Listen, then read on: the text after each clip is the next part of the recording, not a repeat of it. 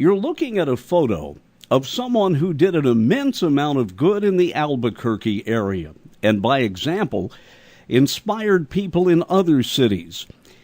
His name was Jeremy Reynolds. I'm Dennis Daly, and when I did my American Montage series years ago, I included him as one of the people I interviewed. I think you'll enjoy hearing his story. I mentioned to him at first how difficult it was to find him and how he was able to clear a little time for me. I also mentioned he had an interesting accent and wanted to know where he was from. Well, I like to tell people from Texas, but they never believe me. So, from England originally, I came to the U.S. in 1978 when I was 20 with $50 in my pocket and a one-way ticket. What prompted you to uproot yourself and come to America? Well, I was a typical, I guess, fairly usual English young man who spoke with much more of an English accent then than I do now, growing up in England in the mid-'70s. And I was raised sort of no religion, but maybe like somewhere between no religion and sort of a non-believing Anglican. I used to think that everything, as my mother, who I believe committed her life to the Lord before she passed on, everything was okay, but not in excess. In other words, smoke a little bit, but don't do it to excess. Drink a little bit, but don't do it to excess. And if you have religion, don't do it to excess. That's kind of an interesting way to do what you want without having terrible guilt feelings. Well, the English are like I guess I've heard it say they are masters of like understatement, right? And so I was invited back in late 1975, to a church in Bournemouth, England, and I went for the young lady. The interesting thing about it is, Dennis, over here, we don't think of anybody not knowing what God's Word says. But I just thought it was church. So I went to this church, didn't know about getting saved, didn't know about Jesus, and sort of just thought, well, I'll go because I like to look at the young lady. And so I went for a few weeks, didn't know really what it was all about. I was used to like, a very formal Anglican church where they shook incense and all that stuff, nothing against that, but obviously if you have a relationship with Jesus before that. And so one day the pastor of this church said, do you want to do something about it? I'm like, no, I didn't know what it was. And so I was taking some trial examinations the next year for my A-levels in England, which is like the equivalent of like a high school diploma.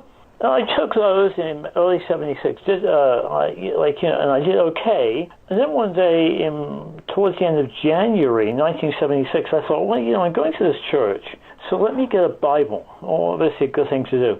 So I got a copy of Good News to Modern Man, which I don't even know if they print it anymore. For the first time in my life, Janice, I said to God, if you're there, if you're really real, speak to me in a way I can understand. And you know what the Bible says, if you seek him, you will find him.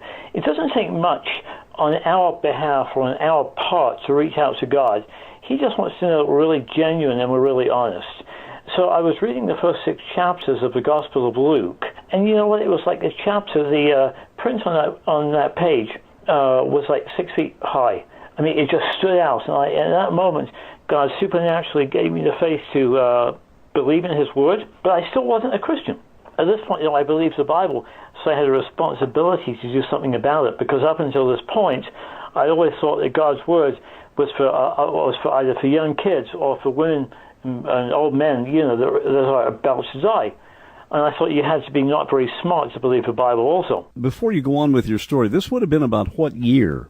76, January 1976. Because Good News for the Common Man, if I remember, it was first published in the mid-late 60s, kind of a relatively new translation. So you were getting in on that new wording of the Bible. And, of course, we could do an hour on the old Tyndale version, and whether you know this or not, the fact that people got killed over translating the Bible into English in England. So, but you were using not that old King James. You were doing the new translation. Yeah, I was. And at this point, you see, Dennis, because I believe the Bible, now I had a responsibility to do something about it, right? So the next week I was reading a book by a now deceased Anglican clergyman who really loved Jesus. His name was David Watson, And I was at the end of like chapter 2 or chapter 3, I believe. And basically, Reverend Watson said that if you, or rather, you need to accept Jesus, ask him to save you, otherwise you're going to end up in hell. I'm thinking, that's the problem. So I asked Jesus to come into my life. Never had another supernatural experience like the one before. It was just God knew what I needed to believe in him. I needed to have faith in his word. And I did that, and I gave my life to the Lord at the end of January 1976. Of course, and my parents were horrified. Bear in mind, a few minutes ago I said that, you have to do everything by moderation. My mother was a wonderful lady. She took care of my father, who had multiple sclerosis. But again, I was very fervent, Dennis, in my young believing zeal. So I told my mother one day, I said, well, Mom, you're a heathen, right? I mean, God wants us to use wisdom, as well, right? Now you're going to convert your own parents. Yes, I am, but of course, what probably wasn't the best thing to say, Mom, you're a heathen. To her, a heathen was somebody like who swings through trees, like a savage, So it didn't do me much good with that, and so she sent me to an Anglican clergyman across the street from where my parents' house was, and he said, so you believe that people that don't know Jesus are going to end up in hell? And I said, well, yeah. And so he shook his head in disgust, and so that the time with him was over. And I was all set to go either to London Bible College or London University or Oxford or Cambridge until I felt God was calling me to come to the U.S. So I began to tell friends at my church and my youth group. They laughed at me because I was like a quiet guy back then. They said, you're kidding. They said, it was so funny because they said, well, the Americans are very talkative. They talk a lot. I'm like, okay. And they said, you're not talkative enough to make it in America. Well, I kept on feeling it. God wanted me to come over. So by now it was beginning to be the talk or the joke of the church. It was just a small church. And so whenever a visitor would come to church and we would have to introduce ourselves, they would introduce me on my behalf and would say, this is Jeremy, he's going to go to the U.S., ha, ha, ha. From the moment that you started becoming enamored of that young lady and she dragged you to church, and then one day the light bulb came on and you got the message, then you decide you want to come to the U.S., how many months had passed there from the beginning to the end of that transition? I went to Bible College, the Apostolic Bible College in South Wales, from 1976. The academic year of 1976 was 77, and was then supposed to go to a real university. It was about mid-77, late 77, I began to feel God speaking to me about coming to America. But nothing was happening because, I was living on my parents' dime, and nothing was happening. And so I was counseled by a young man in London. London, from my hometown of Bournemouth, England, is about 100 miles. Not a whole lot of distance in the States, but quite a long way to go for me to go in England. So I got back to my hometown that night on the train. My mother basically said, did he put some sense into your head? I said, no. He said, well, he told me, he said, look, if you feel God has told you to go to America, quit talking about it and go. So at that point, I said, okay, God, I'll go. 2 days later, I had the offer of a place to stay in Orlando, Florida. 1 week and 2 days later, I was given enough money for the standby airfare, or vice versa. 2 weeks and 2 days later, I was on the plane. This couple in my church gave me $200. That was all I had, and a passport. That was it. I left my parents' house. My mother said, son, you've made your bed. You can lie in it. I'm like, oh, great. I was young and stupid. And I came to stay with a couple who had a church in Orlando, Florida, an English couple. They didn't mince words. God had given them a nice house, a swimming pool, fruit trees in Orlando. Just picture with the jet lag, I was very tired, so I got across to their house. They gave me a cup of tea, of course, right? And they looked at me and they said, brother, our faith has gotten us where our faith has gotten us. You're not basically going to mooch off us. That wasn't their exact words. They said, so you're going to have to trust God. I'm thinking, oh, great. But they had this amazing idea, Dennis. They thought they didn't know what to do with me because he'd offered me a place to stay. So a couple of days later, they came to me and said, we're in contact with a group out of Cleveland, Tennessee. These were Pentecostal Holy Rollers. Wonderful group, but my theology isn't quite in that bent. Yeah, and a little bit of a change there from Anglican. Well, yeah, or Anglican, even Pentecostal, but light Pentecostal. These were folks out of a wonderful group in Cleveland, run by a guy who was called H. Richard Hall Revivals, led by, they had a ministry group of maybe 40, 50, 60 young people, all had pup tents, and we would go around the southern states. So they would take us around the southern states, basically training us how to preach. And in the morning there would be a morning Bible study, in the afternoon street witnessing, in the evening a 3 to 4 hour Pentecostal revival service. Of course, the funniest thing about it was that my accent, was so English back then. Maybe some of our listeners will think, what's he talking about? His accent's very English now, right? It was way, way more English then. So this guy that led the revival, he still loves the Lord. He still shares God's word. His name was Pat Hayes, and he was a Cajun from Monroe, Louisiana. And so I was told the year before I was on this revival, his idea of waking up young people in the morning was to rub the microphone against his unshaven face and go, "Get up!" This was in the days also when the evangelists wore polyester suits.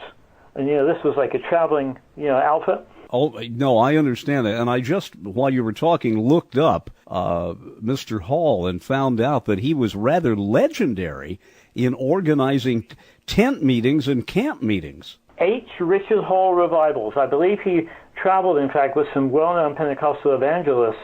It was Jack Coe or A.A. Allen or both. And according to this, he had started back in the 50s, so he was a real veteran. He was probably the next to the better-known ones, such as Oral Roberts. He was the guy on the road. Yeah, this young man who was with him, Pat Hayes, it was an amazing young man, and he told me the story after they had me up to preach or speak a few times, share how I got saved. This lady apparently in one city, I can't remember which one, kept on asking Pat to have me come up and speak. So Pat says, "Boy, you must sure like what Jeremy has to say." They went, "No, we don't understand the word of what he says. It's just the way he says it." And so I did that for about 10 weeks. I think 10 weeks. And I went around, I believe it was like Georgia, Florida, Alabama, Tennessee. And so I was having quite a time. And there's one way for a young Englishman to get acclimatized to the U.S. is to go around with these guys. In fact, Brother Hall, so I'm told, he always used to wear a black suit. That was his garb, a black suit. He used to amaze some of the young people because he used to drive a Cadillac and used to have them hose the inside of his Cadillac. He used to also to dig a ditch, and when he would dig a ditch, for whatever reason, he would wear his suit. I mean, he was very, very different, Brother Hall, but he loved Jesus, and many people came to faith in God because of him. Well, Patrick Hayes, about whom you were speaking, I just looked him up, and he gained a reputation that was almost rivaling Hall at one time. Yeah, and there's also another young man who I'm still in contact with. His name is Mike Shreve, and I've even had him come to speak at my ministry in Albuquerque. Mike Shreve is a wonderful man. And so it's interesting that Mike's friendship especially has lasted, and I've been in contact with him on and off throughout all these years. Well, sometimes the old friends are the best ones. Well, absolutely. And, God never, I believe, allows anybody to come into our path without a reason. So at the end of this 10 weeks, or 8 weeks, whatever it was, I went back to Orlando, and I was like, well, what do I do now? Because I still had a B2 visitor's visa. I couldn't work. So I met a young lady at this man's church in Orlando. We got married in April of 1979. I got my permanent residency. But you know what, Dennis? I had no idea about working. I mean, it reminds me, of the immigrant issues that are going on around about us now. People think America is the land of the free and the brave, and the opportunity, and it is. But it's not handed to you on a plate. And I had this misconception, Dennis. I felt that, hey, God has called me to ministry, so, hey, everybody sit around and support me. Well, people didn't have quite the same idea as me. And my wife expected me to work. That's a novel idea. It was for me, because, I was in a boarding school in England, and basically, everything was given to me. It was a hard life. English boarding schools can be really rough. But I And so we ended up, to cut a long story short, otherwise we'll do 2 or 3 interviews, I was doing some volunteer prison ministry in Florida. And I remember telling the Lord, Lord, you need to fund my ministry. I remember clearly God speaking to my heart saying, yeah, you said it right, son, it's your ministry. When you get ready to turn your ministry over to me, and it becomes my ministry, then I'll take care of it. Until then, let's talk, Well, Jeremy, it's interesting that so many people who came to the U.S., and you have only to read the diaries or the books that have been put out about the wave of immigrants in the 1800s, so many of them thought that this was a country where the streets were paved with gold. And when they got here, they found out in the tenements they lived in and the squalid conditions that it was nearly as bad as where they left, but yet they had seen that Statue of Liberty on the way in, and they knew they had a chance, but they had to work for it. And for many, it was kind of a rough awakening. It was indeed. It was very rough for me. And so we got to a stage where we were living in a small little house off Orange Blossom Trail in Orlando, Florida. All of our stuff was stolen. Obviously, my ex-wife was very, very upset. And so we had some friends in Titusville, Florida, that told Sylvia that they could stay, or she and my stepson and them, first son, could stay with them. But I set off on the road because they didn't want me because I was so stubborn.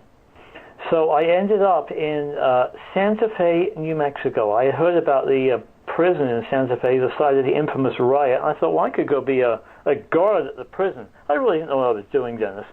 But, it's so cool.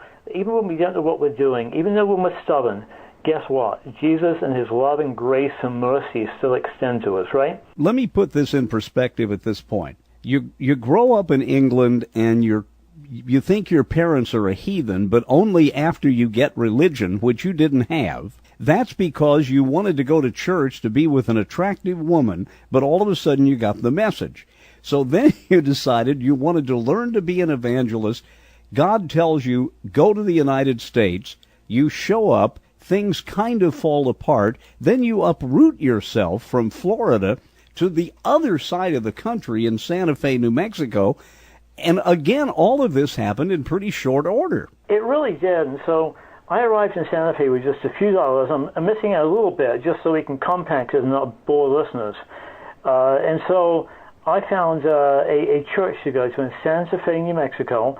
Found a wonderful pastor. And, I was so confused.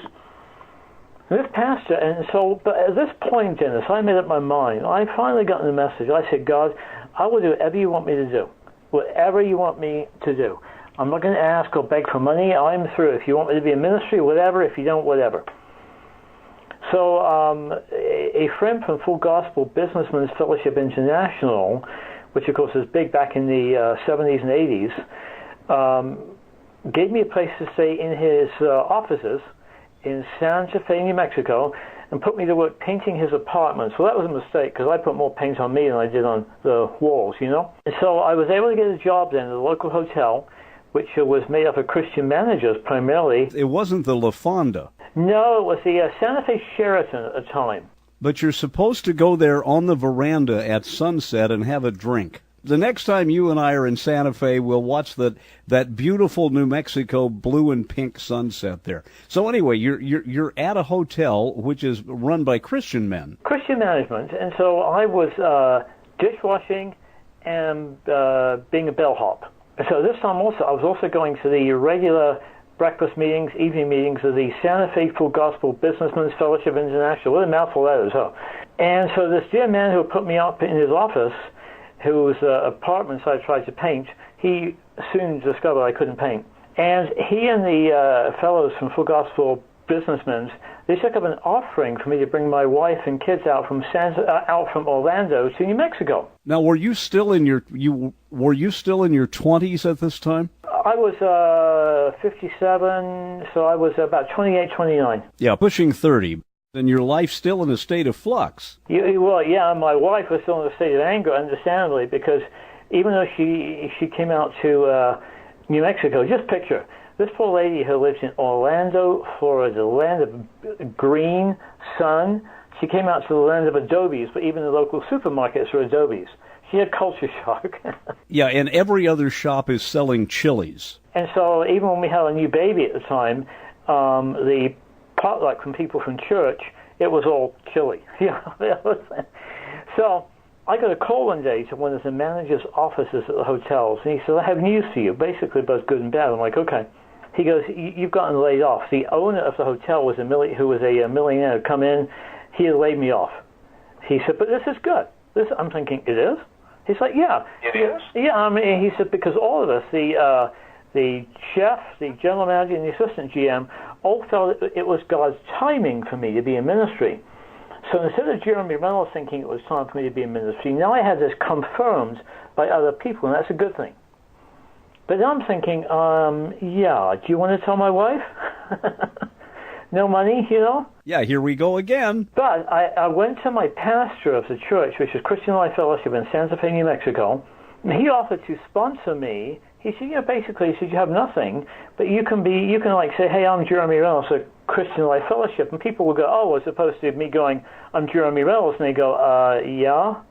So he gave me a measure of stability and recognition by doing that. Jeremy, this may seem an odd question, because years have passed, but what was there about you back then that made people give you grub steaks and have faith in you? Do you think you had a charisma that you weren't aware of, or could they see in your eyes that you were a man on a mission? Well, I don't think they felt sorry for me. It was God speaking to them both.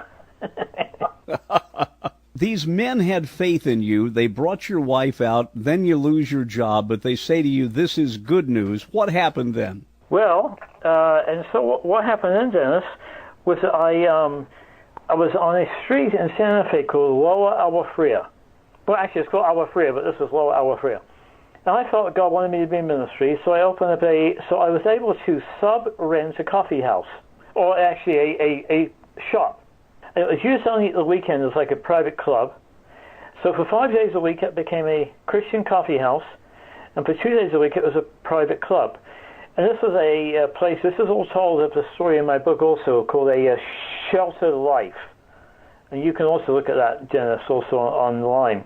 And so I opened up a coffee house at night, and nothing much happened. But after a short while, it became like a Christian center for Santa Fe for a bit. I had guest bands in and guest speakers, and people came for coffee.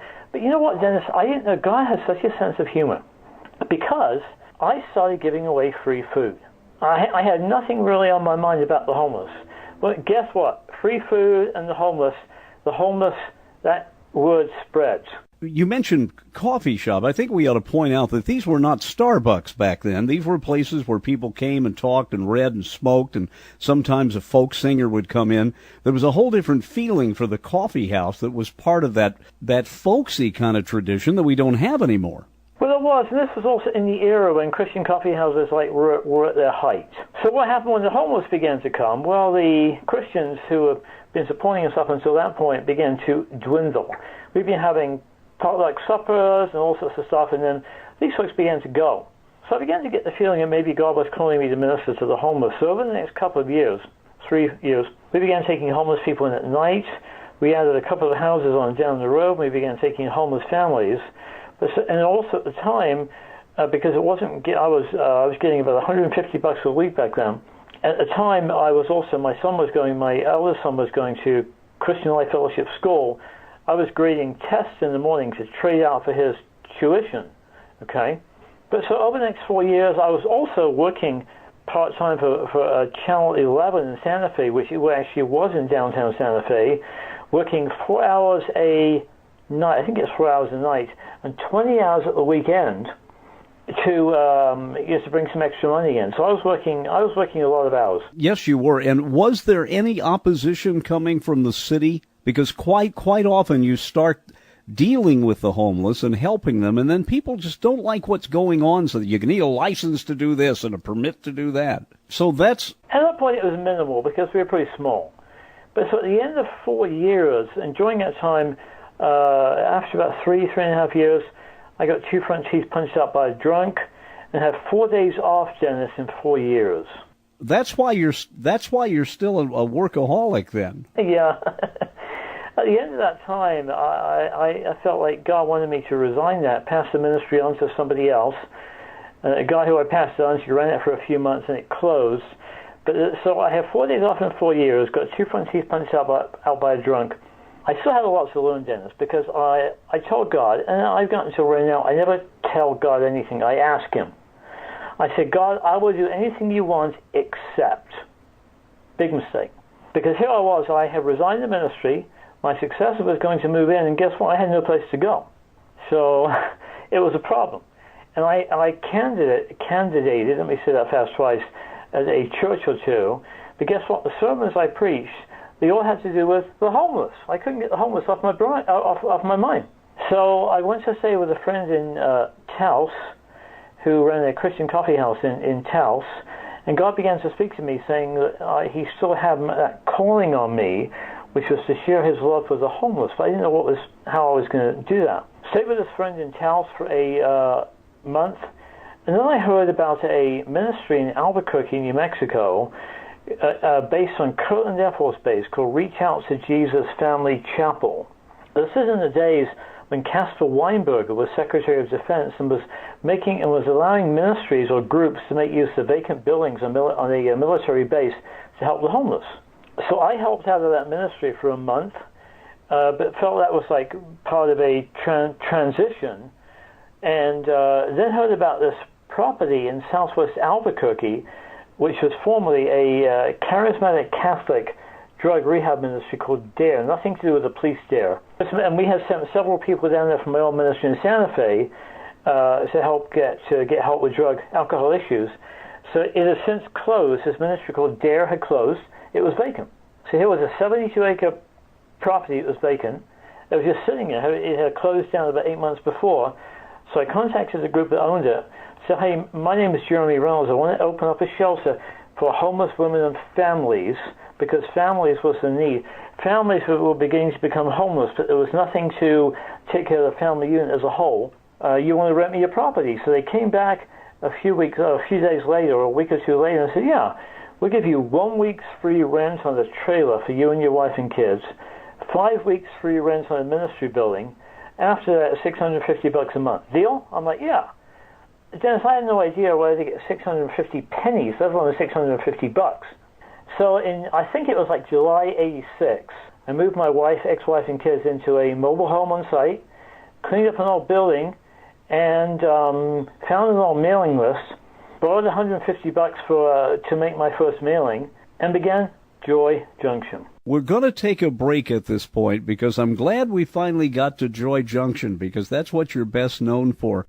My guest, who joins us via the magic of radio from Joy Junction in Albuquerque, New Mexico, is Jeremy Reynolds, who has done so much good for people in that area. Jeremy, before you tell us the story about how Joy Junction grew, I got 2 quick questions. First of all, how did you come up with the name? Well, there was a church before called Joy Fellowship, but also I felt, the homeless are a junction in their lives, and they need joy. So joy at the junction. Absolutely, works fine. The other thing is, you mentioned the fact that you were setting this up for women and families. I was in Central California for 6 years before moving to Palm Springs, and I worked very closely with the rescue mission, which was run by a charismatic little guy, shorter and rounder than I am, who had been a rabbi and then became a charismatic Christian leader. But the first thing he told me in that very first interview is people who've never been to a shelter don't realize that it is not a bunch of alcoholic men walking in anymore. It's women with children. That the whole face of the needy over the past decades has changed radically. Yeah, it has changed so much. In fact, when I began this ministry, so the ministry on the base, the Air Force Base, closed down. And another ministry or agency, which is sheltering homeless families for a week at a time, they also closed. And so it was just us, and we are still the only total family shelter in Albuquerque and in the whole of New Mexico. We take care of as many as 300 people each night and serve over 16,000 meals a month. So, Jeremy, you set up Joy Junction there in Albuquerque. Tell us about the formative years of that and how you slowly grew that ministry and that program? Very hard. Obviously, my poor ex-wife, after being through a hard time, again, she wasn't real thrilled about me being in ministry again. She had like an idea of like, me being working 8 to 5 and having a regular job. And, well, ministry is never regular. But it's very hard. I also worked part-time in the formative years at Trinity Broadcasting Network on the Master Control Board, about 20 hours a week, I believe, to bring some paychecks or to bring a check into my own family. We had one building, and I announced this to the media. It's very interesting. We had continued to have a great relationship with the media here in Albuquerque, and we just grew and grew. But it was very hard because basically, understandably, because ministers, pastors, and whatever get asked so much for help, the attitude was, well, once you get going, we'll help you. But on my end, it was I can't get going really until you help me, right? No, it's the old chicken and egg syndrome. But it was very rough. The media, God caused us to have favor with the media, correct? And it went on, but the bills, it's an old acreage we're on, and the bills, the utilities were very expensive. Now, I had a heart, Dennis, for ministry, but wasn't in any way equipped at that time to balance books, to do a annual budget and so on. And so back in 1990, I got to the stage where, the bills were exceeding the income. So I sent out a press release which said basically, hey, unless we get so much money by the end of May or June, 1990, I'll close the doors. Well, it ended up being front page of the local paper here in Albuquerque, and the headline was, Joy Junction runs by seat of the pants finances, or seat of the pants management. Again, which of course is very embarrassing to me, but again, God had everything in mind. God had everything was in charge of everything. We ended up getting some great help. We fomented a budget. We expanded and did things we should have done before. We got back on our feet again, and we continued to grow during this time because nobody was accusing me of mismanagement. I just hadn't managed. I didn't know about business and budgets and all that stuff. You have to know many people, Dennis, get into ministry.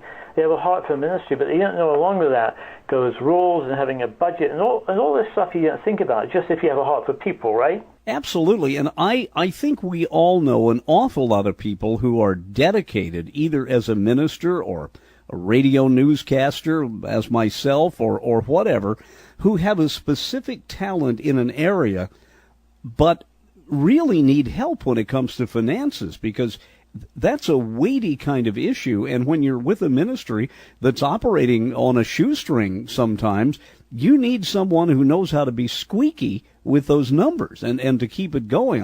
I really can empathize with you because, to be honest, I can't add 2 and 2. Well, you really do. We got somebody in charge of that, and we got more staff, and God gave us favor with the local community, and we continued. And back in the next year, then I felt we were established enough for me to go to school. I always had a love for writing, whatever. So I went to the University of New Mexico and got an undergraduate degree in journalism, basically. And then a couple of years later, got a master's degree in communication. Meanwhile, I think people thought, well, he's got his master's, he's got the schooling bug out of himself. I thought, no, I want to go on to more. So Dennis, get this, all the time while I was doing the ministry, I had some good staff taking care of things while I was away. I thought, I want to do a PhD. I thought, if I don't do a PhD now, I'm going to get too old to do it. I got accepted at Biola University and ended up flying out from Albuquerque to Los Angeles every week for 3 years for classes. So just picturing that I was doing all this work. I was also at LAX the morning of 9/11, intending to come back to Albuquerque. I was also doing adjunct teaching at Biola, adjunct teaching at UNM. But finally finished my PhD at Biola University in 2006 in intercultural education. But meanwhile, Joy Junction was going on also. You can just picture also that, they don't always tell you, Dennis, that doing a PhD can be a relationship killer too. So the ministry was expanding. We were keeping going. I was also writing during this time for Dan Wooding of the Assist News Service. But at the end, beginning of 2006, well, at the end of 2006, I was divorced from my wife of many, many years of marriage. Continued on, and the ministry was growing. God was continuing to give us favor. We really also began to do a full-fledged drive in Albuquerque to get more known. So we joined the local Chamber of Commerce. We did networking events. We did much more media exposure in Albuquerque. So we're now, Dennis, all these years later, that we are the biggest shelter for the homeless in New Mexico, and we serve as many as 300 people each night. We also had a wonderful gift. Now, how would you feel about this, Dennis? A few years ago, about 5 years ago, a supporter of the ministry calls me and says, okay, take a look at this site on eBay. I'm like, okay. And I saw a food truck. Because you also, he said, do you want it? I'm like, yeah. So this gentleman flew me and a colleague, Dennis, to Florida. So about 5 years ago, we began a mobile feeding ministry, which we call the Lifeline of Hope, which goes from southeast to southwest Albuquerque. Feeding, giving hope and encouragement. We give food, we give a hot meal, we give a sack lunch, we give hygiene items, we give Bibles, sleeping bags, blankets, whatever we can. So people who are staying in some of the lower rent motels in Albuquerque, but you have to make a conscious choice to choose between either having a place to stay or having a meal.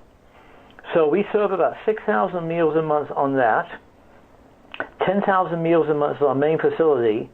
Plus our main facility also, Dennis, we have a recovery program which we base upon the Tyndale House Life Recovery Bible. And it really is awesome because, Dennis, every concept of recovery is tied to a Bible verse. Because even though many of our client base have drug and alcohol issues, and sometimes many evangelical believers will go, well, those guys, they're just alcoholics, they're drug addicts. My answer is, okay. So how are you going to help them? What many people don't realize, Dennis, and what would be really good for us to get out here, is the fact that many people who turn to abusing alcohol, who make illegal use of prescription drugs, they have done so, Dennis, to cover up the pain that is their life. Their life is so painful, maybe due to a rape or due to parents saying they were stupid, or due to a variety of incidences, that they turn to abusing alcohol and drugs to dull and to numb the pain that has become their life, and then they become an addict. So with our life recovery program, we tell these folks to say, you know what, there is somebody that loves you so much. If your life sucks, if your life is awful, we encourage you to turn to Jesus because he will give you a reason and meaning for life. So the 9-month program, and what is so awesome, at the end of this program, we have a graduation ceremony. And I think, Dennis, I'm sure you can look back in your life and think there are many things you've done that you can look back on your life, with pride, right? Wow, Jeremy, interesting question. Well, I guess there are some things in my past life that I'm ashamed of. I've done a few things. I think I know where you're going here. I think a person has to feel as if he or she has accomplished something to make life worthwhile. And a lot of people I've met at rescue missions and in other places like that don't really have much to be proud of. Well, but just picture, if you go back in your whole life and you thought there was nothing in my life, there were no high points in my life, there were just low points, how would you feel?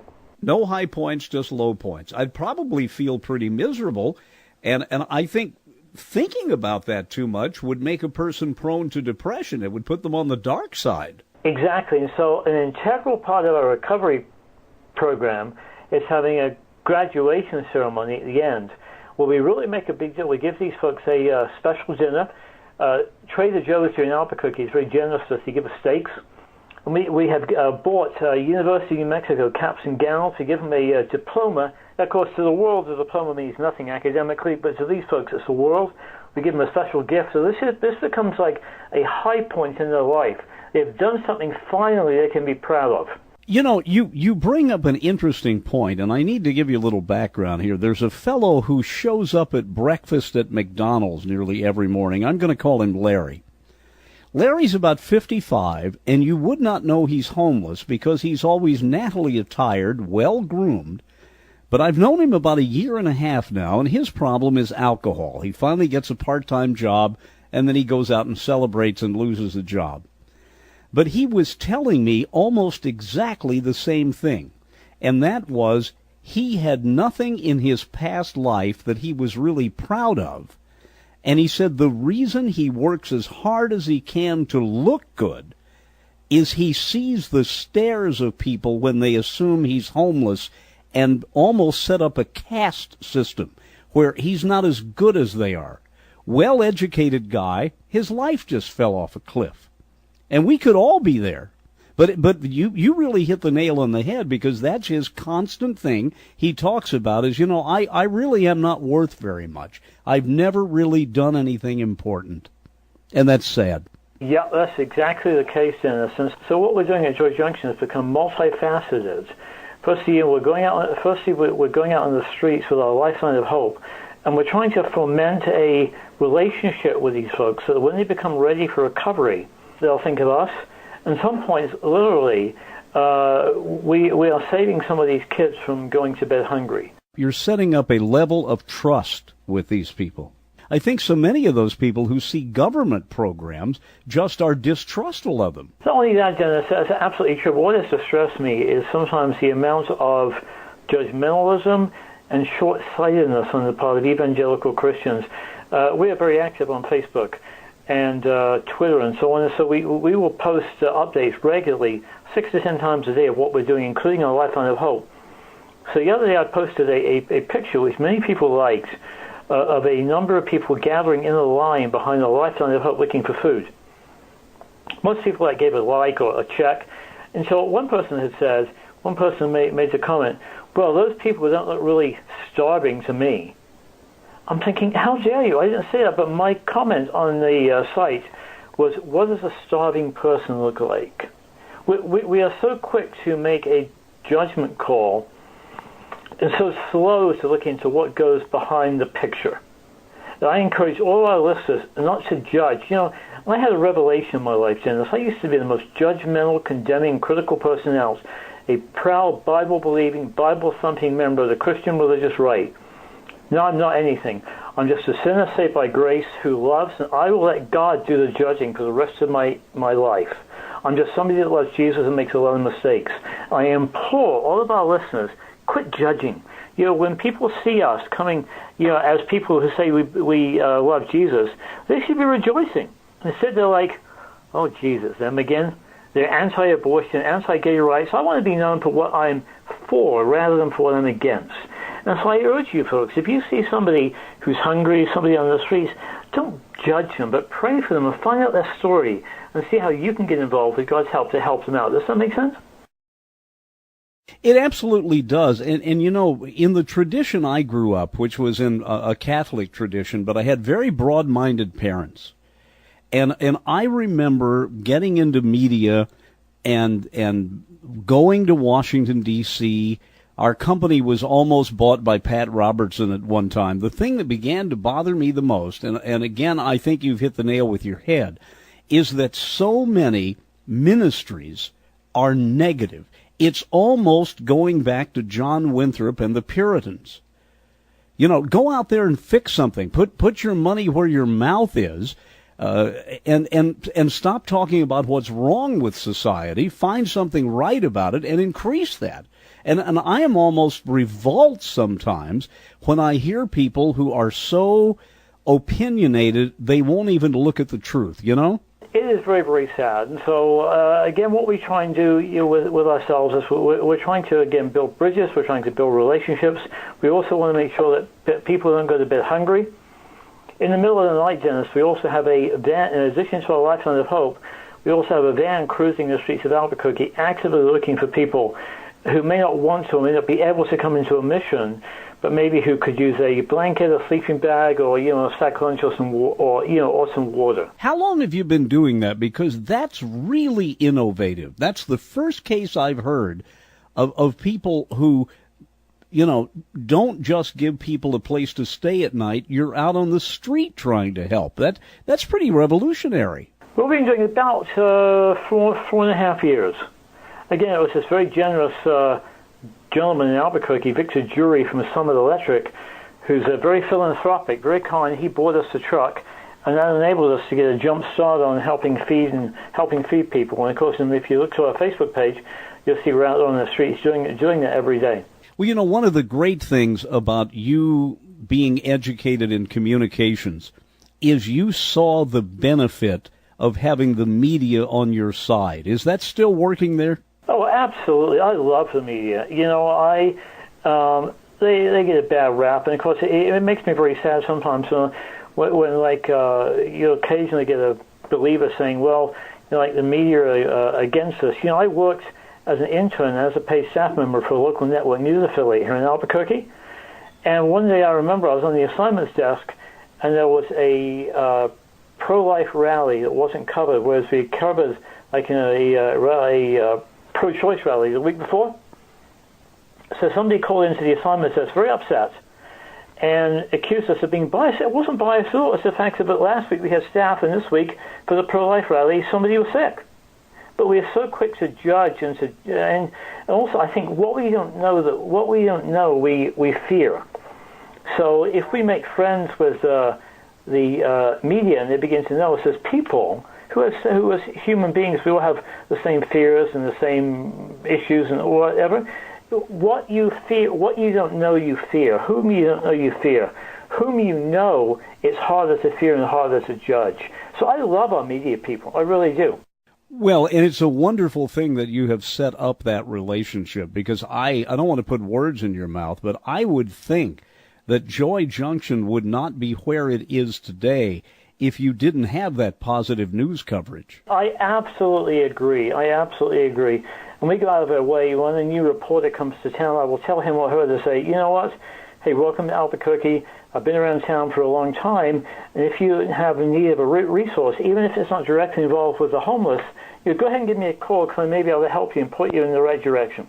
Jeremy, we have just a few minutes left. Let me ask you a question, and that is, if somebody's listening who is in a city that doesn't really have a good support group for the homeless or people who have ended up with some kind of an addiction, what can the single person do to try to help? Because, my God, the need is out there. Well, there's one thing that they can do. One thing, if they contact me, I'll be happy to put them in touch with the right people. They can get a hold of us through joyjunction.org, or they can contact the Association of Gospel Rescue Missions, which is agrm.org, a wonderful faith-based ministry going for over 100 years, based out of Colorado Springs, and they will put them in contact with a mission in their city or close to their city. Jeremy Reynolds, you're a complicated guy with an incredibly convoluted story who finally ended up at a place where you're doing a tremendous amount of good. What does it feel like when somebody comes in from out of town and you're able to show them around and say, look, this is what we're doing here, and tell the story of the way people have come to your aid and coalesce there to perform a really vital service? What does that feel like? Well, it feels awesome. In fact, it's funny you should say that, because we had some folks, wonderful folks, come in last week from a church in Georgia, Crosspoint Church, and they are doing they're putting together a 6-hour documentary project called the Unseen Project, where they are showing unseen issues in the United States. And I was able to tell them the very same thing. They're going to be pitching us to one of the national networks. And so if you go online to the Unseen Project, really, really cool, guys. It's going to be a wonderful project. It'll be finished in about a year. But I was able to tell them this. They interviewed me, some of my staff, guests, and so on. And they were very impressed. I remain amazed that God's taken this little 5'4" English man who can't speak very well, and has just worked us into a $4.5 million a year annual budget ministry, helping out a lot of people. I continue to be amazed and extremely blessed. For those who do not understand what it's like to be on the edge, the fellow Larry I talked about, I wanted to buy his breakfast the other morning, and he said, no, I'd rather have the money. Now, some people would say that because they want to buy a bottle of booze. I said, why do you need the money? He said, I have to choose between breakfast and bus fare. Well, Jeremy Reynolds, this has been a quick hour. Thank you for joining us from your little part of the world there, Joy Junction in Albuquerque. You do great work, and you're on the internet again at joyjunction.org. Easy. We are indeed, Dennis. So, Jeremy, thanks a lot. Oh, you're more welcome. He may be a little guy, but he's making a big difference with the help of a lot of people in the Albuquerque, New Mexico area. Jeremy Reynolds has written a great book called A Sheltered Life, talking about his experience helping the homeless and people with addictions and families in trouble. By the way, his last name has kind of an interesting spelling. It's Reynalds, Nalds.